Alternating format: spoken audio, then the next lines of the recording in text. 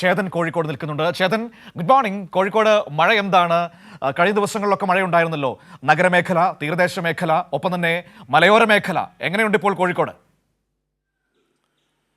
Manu, very good morning.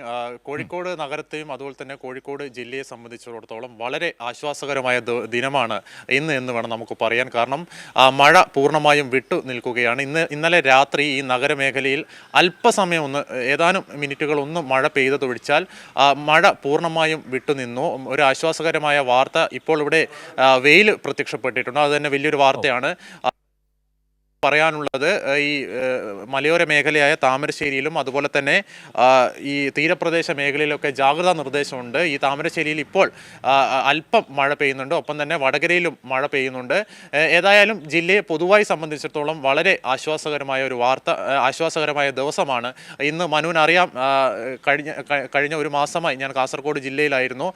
അപ്പോൾ എനിക്ക് രണ്ട് വാർത്തകൾ, അതായത് ഈ ഒഴുക്കിൽപ്പെട്ട് 2 കുട്ടികളാണ് റിപ്പോർട്ട് ചെയ്യേണ്ട ഒരു വാർത്ത ഉണ്ടായിട്ടുണ്ട്. അതുപോലെ അത് തന്നെയാണ് എനിക്കും ഇപ്പോൾ കൂട്ടിച്ചേർക്കുന്നത്. ജോഷില പറഞ്ഞ പോലെ തന്നെ മഴക്കാലമാണ്, ഒഴുകുന്ന ജലാശയങ്ങളിൽ വിദ്യാർത്ഥികൾ ഇറങ്ങരുത്. ഇതിന്റെ ആഴം നമുക്ക് മനസ്സിലാവില്ല. കാരണം പുഴകളിലൊക്കെ ഇപ്പോൾ ചേതൻ 2 കുട്ടികളുടെ അപകട വാർത്ത റിപ്പോർട്ട് ചെയ്തുകൊണ്ടാണ് വിദ്യാർത്ഥികൾ എന്ന് പറഞ്ഞത്. വിദ്യാർത്ഥികളല്ല, ആരും ഇറങ്ങരുത്. കാരണം ഏറ്റവും അപകടകരമായ സാഹചര്യം നമുക്കറിയില്ല. ഒഴുക്ക് എന്താണ്, ജലാശയങ്ങളുടെ ആഴം എന്താണെന്ന് നമുക്കറിയില്ല. അതുകൊണ്ട് തന്നെ ഇറങ്ങാതിരിക്കാൻ എല്ലാവരും ശ്രദ്ധിക്കണം. ചേതൻ അത് ഓർമ്മിപ്പിച്ച് ഒരിക്കൽ കൂടി പറയുകയാണ്. 2 ദുരന്തം റിപ്പോർട്ട് ചെയ്യുന്ന പശ്ചാത്തലത്തിലാണ് ചേതൻ അത് പറഞ്ഞത്. തുടരാം. തീർച്ചയായും മനു പറഞ്ഞ പോലെ തന്നെ ഈ പുഴയിലൊക്കെ അടിയൊഴുക്കൊക്കെ വളരെ ശക്തമായി ഉണ്ടാകും. നമുക്കത് കാണില്ല. ഈ പുഴയിലൊക്കെ ഇറങ്ങിയാലേ അത് മനസ്സിലാവും. അതുകൊണ്ട് ഒരു കാരണവശാലും ഒരാളും ഇത്തരത്തിൽ ജലാശയങ്ങളൊക്കെ ഇറങ്ങാൻ പാടില്ല.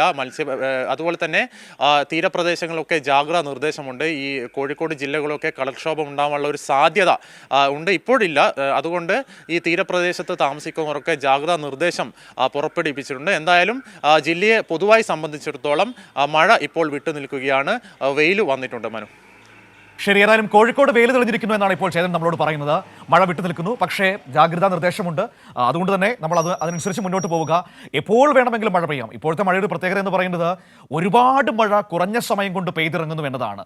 ദിവസങ്ങൾ കൊണ്ട് പെയ്യേണ്ട മഴ മണിക്കൂറുകൾ കൊണ്ട് പെയ്തിറങ്ങുന്നു എന്നതാണ് ഈ സമീപകാലത്ത് കേരളം നേരിടുന്ന ഏറ്റവും വലിയ ഭീഷണികളിൽ ഒന്ന് എന്ന് പറയുന്നത്. അതുകൊണ്ട് തന്നെ വളരെ ജാഗ്രതയോടെ മുന്നോട്ട് പോകണം.